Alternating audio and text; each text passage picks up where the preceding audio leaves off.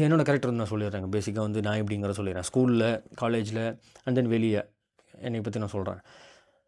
நீங்கள் தப்பாக எடுத்துக்கிட்டாலும் சரி, கரெக்டாக எடுத்துக்கிட்டாலும் சரி, இதுதான் என்னோட மென்டாலிட்டி. இதுதான் வந்து நான் இருந்தது. என்னை மாதிரி யாராவது இருப்பாங்கன்னு எனக்கு தெரியல.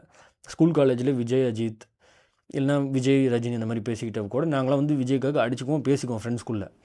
அதே மாதிரி தான் காலேஜ்லேயும் ஃப்ரெண்ட்ஸ்குள்ளே நாங்கள் அடிச்சுட்டு கிண்டல் பண்ணி பேசிக்குவோம். ஆனால் ஒரு இடத்துலையும் நல்லா விட்டு கொடுத்தது கிடையாது. அதுவும் இன்னும் தீவிரமான ஃபைட் வந்து சுத்தமாக விட்டு கொடுத்தது கிடையாது. என் ஃப்ரெண்ட் விஜய்க்காக நான் ஃப்ரெண்ட்ஸ் கிட்ட கூட நிறைய பேர்கிட்ட பேசாமல் போயிருக்கேன். ஏன்னா அந்த அளவுக்கு பிடிக்கும். ரீசன் தெரியாது.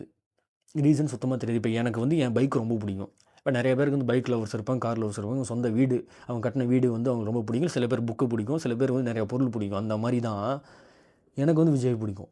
அதுக்கு வந்து ரீசன் கிடையாது. அந்த மாதிரி ஆளுங்கள்லாம் உன்னையெல்லாம் பார்த்தாங்கன்னு வையேன், செத்த நீலாம் சத்தியமா. என்ன ஒக்கால ஓலி, என்ன கெட்ட கெட்ட வார்த்தை. டேய் அவர் என்னடா உன்னைய பண்ணாரு?